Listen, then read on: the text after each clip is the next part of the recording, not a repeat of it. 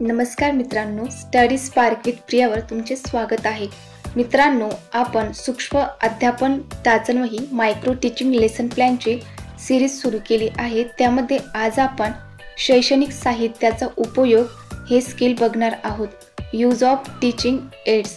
तर मित्रांनो, या अगोदर आपण प्रस्तावना कौशल्य, फलक लेखन, प्रश्न कौशल्य आणि स्पष्टीकरण कौशल्य बघितले आहे। ते जर तुम्ही बघितले नसेल तर बघून घ्या। तर मित्रांनो, आज आपण शैक्षणिक साहित्याचा वापर हे सूक्ष्म कौशल्य बघणार आहोत। तर मित्रांनो, त्या अगोदर आपण शैक्षणिक साहित्याचा वापर का करावा आणि या डेमोमध्ये आपण कोणते कौशल्य उपघटक सब स्किल्स वापरणार आहोत त्याबद्दल थोडक्यात माहिती घेऊया। तर मित्रांनो, शैक्षणिक साहित्याचा वापर का करावा, तर अध्यापनामध्ये मूलभूत संकल्पना स्पष्ट करण्यासाठी आपण शैक्षणिक साधने वापरत असतो। उदाहरणार्थ नकाशे, चित्रे, पृथ्वीगोल, प्रतिकृती, नमुने, आलेख, हवामानदर्शक यंत्रे इत्यादी। आणि याबरोबरच काही पाठामध्ये दुर्बीण, एपिडायस्कोप, स्लाइड प्रोजेक्टर, ओव्हरहेड प्रोजेक्टर हे देखील साहित्य वापरावे लागते। मित्रांनो, अशा प्रकारचे साहित्य हाताळण्याचे कौशल्य देखील शिक्षकापाशी असणे आवश्यक आहे। तर मित्रांनो, शैक्षणिक साहित्याचा वापर का करावा, तर विद्यार्थ्यांना अभ्यास जास्तीत जास्त सोपा जावा, तसेच त्यांच्यामध्ये जिज्ञासा निर्माण व्हावी आणि कुतूहल निर्माण व्हावे आणि कोणताही घटक असेल तो त्यांना समजला पाहिजे। आणि हे समजवण्यासाठीच शिक्षक शैक्षणिक साहित्याचा वापर करत असतो।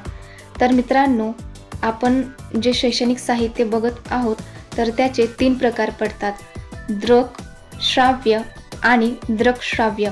तर मित्रांनो, दृक म्हणजे काय, असे शैक्षणिक साहित्य जे विद्यार्थी पाहू शकतात। श्राव्य म्हणजे काय, असे शैक्षणिक साहित्य जे विद्यार्थी ऐकू शकतात। आणि तिसरा प्रकार दृकश्राव्य म्हणजे जे पाहता आणि ऐकता येतील असे साहित्य। मित्रांनो, दृक साधनांचे 2 प्रकार पडतात, प्रेक्षेपित आणि अप्रेक्षेपित। प्रेक्षेपित म्हणजे काय, असे साधन किंवा साहित्य ज्यांना प्रोजेक्टर किंवा स्क्रीनची गरज असते।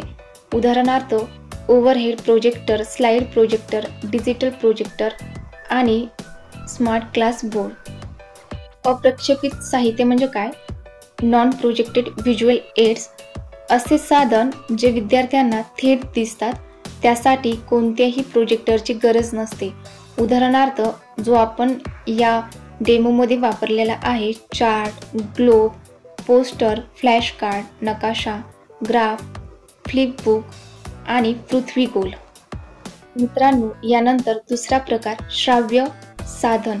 तर मित्रांनो, श्राव्य साहित्यामध्ये टेप रेकॉर्डर, रेडिओ, शिक्षकाचा आवाज, पॉडकास्ट, लाऊडस्पीकर येतात। श्राव्य म्हणजे काय, या अगोदर बघितलं की असे साहित्य जे विद्यार्थ्यांना ऐकून शिकण्यास मदत करतात।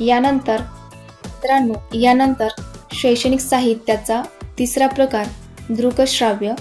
तर दृकश्राव्य म्हणजे काय, की जे पाहू पण शकतात आणि ऐकू पण शकतात। तर याचे 2 प्रकार पडतात, प्रत्यक्ष आणि अप्रत्यक्ष। तर प्रत्यक्ष शैक्षणिक साहित्यामध्ये शैक्षणिक प्रदर्शन, सहल, प्रयोगशाळा, विज्ञान प्रात्यक्षिक, नाट्य, मुलाखत किंवा संवाद, शिक्षकाचे प्रत्यक्ष प्रात्यक्षिक, संगीत, गाणी, कविता म्हणणे इत्यादी गोष्टी येतात।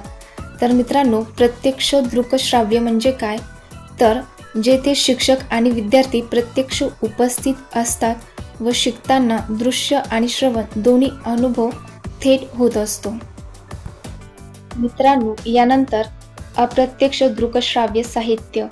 तर मित्रांनो, याचा अर्थ ज्या ठिकाणी शिकवण ही रेकॉर्ड किंवा प्रोजेक्टेड माध्यमातून दिली जाते आणि शिक्षक विद्यार्थी त्यामध्ये प्रत्यक्ष किंवा त्या दृश्यात नसतात। उदाहरणार्थ शैक्षणिक चित्रपट, video clip, PowerPoint presentation, TV कार्यक्रम, संगणक आधारित शिक्षण, यूट्यूब आणि प्रोजेक्टरद्वारे फिल्म वगैरे दाखवणे किंवा त्याचा वापर करणे इत्यादी साहित्य अप्रत्यक्ष दृकश्राव्य साहित्यामध्ये येतात। मित्रांनो, यानंतर आपण कौशल्य उपघटक बघूयात शैक्षणिक साहित्यामध्ये आपण कोणकोणते कौशल्य उपघटक बघणार आहोत, तर सर्वात पहिले प्रारंभिक वर्तन किंवा विधान, साहित्याची सादरीकरणाची व्यवस्था, विद्यार्थ्यांचा शाब्दिक सहभाग, विद्यार्थ्यांचा कृतीयुक्त सहभाग, विद्यार्थी गटास अनुरूप साहित्य हाताळण्यातील कौशल्य, साहित्याचा आवश्यकतेनुसार वापर, वापरातील वेळेचे नियोजन, पाठाच्या उद्दिष्टांना पोषक आणि 10 नंबरचं कौशल्य उपघटक एकाच आशयासाठी वैविध्यपूर्ण साधनांच्या बहुमाध्यमाचा वापर, जसे की आपण या ठिकाणी चार्ट, ग्लोब म्हणजे पृथ्वी गोल आणि प्रत्यक्ष कृती केलेली आहे. तर मित्रांनो, या ठिकाणी आपण आपला डेमो सुरू करूया. शैक्षणिक साहित्याचा वापर. तर या ठिकाणी आपण वर्ग 8वा, विषय भूगोल, पाठ क्रमांक 2 आणि पाठ्यघटक पृथ्वीचे अंतरंग घेतलेला आहे. त्यानंतर दिनांक तुमचा जो आहे तो, वेळ 5 मिनिट, नियोजन अध्यापन. मित्रांनो, तुम्हाला शिक्षक आणि विद्यार्थी कृती तसेच कौशल्य उपघटक हे 2 कॉलम दिलेले असतात. शिक्षिका: नमस्कार विद्यार्थी मित्रांनो. विद्यार्थी: नमस्कार मॅडम. शिक्षिका: आज आपण पृथ्वीचे अंतरंग हा पाठ्यघटक जाणून घेणार आहोत. विद्यार्थी लक्षपूर्वक ऐकतात. कौशल्य उपघटकामध्ये लिहायचं प्रारंभिक विधान. शिक्षिका: शिक्षिका फळ्यावर विषय लिहिते आणि पृथ्वीचा आडवा छेद दाखवणारा चार्ट दाखवते. विद्यार्थी पाठ्यघटकाचे नाव वहीमध्ये लिहून घेतात आणि चार्ट लक्षपूर्वक बघतात. या ठिकाणी कौशल्य उपघटकामध्ये पाठाच्या उद्दिष्टांना पोषक असं लिहायचं. तर मित्रांनो, या ठिकाणी तुमचं पहिले शैक्षणिक साहित्य तुम्ही वापरत आहात, तो म्हणजे चार्ट.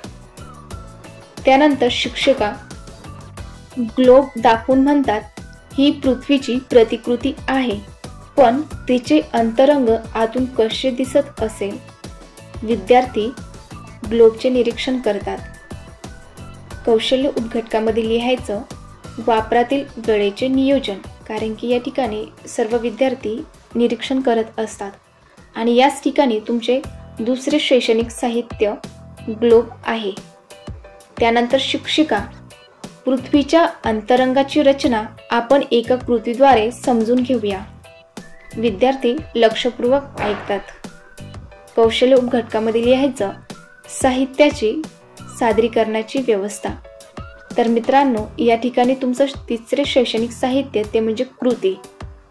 आपण चार्ट, ग्लोब आणि आता प्रत्यक्ष कृती हे शैक्षणिक साहित्य बघितले आहे. यानंतर शिक्षिका लाल, पिवळा व निळा असे 3 रंगाचे मातीचे गोळे घ्या. लाल रंगाचा गोळा थोडा मोठा असावा. विद्यार्थी सांगितल्याप्रमाणे कृती करतात आणि कौशल्य उपघटकामध्ये लिहायचं विद्यार्थ्यांचा कृतीयुक्त सहभाग, कारण की ते प्रत्यक्ष कृती आपण करत आहोत. त्यानंतर शिक्षिका पिवळ्या रंगाचा गोळा लाटून घ्या. तयार झालेल्या पोळीत ज्याप्रमाणे पुरण भरतात त्याचप्रमाणे लाल रंगाचा गोळा भरा व त्याला घनगोळाचा आकार द्या. विद्यार्थी लक्षपूर्वक ऐकतात व सांगितल्याप्रमाणे कृती करतात. कौशल्य उपघटकामध्ये लिहायचं साहित्याचा आवश्यकतेनुसार वापर. नंतर शिक्षिका यानंतर निळ्या रंगाचा गोळा वरील प्रमाणे लाटून घ्या.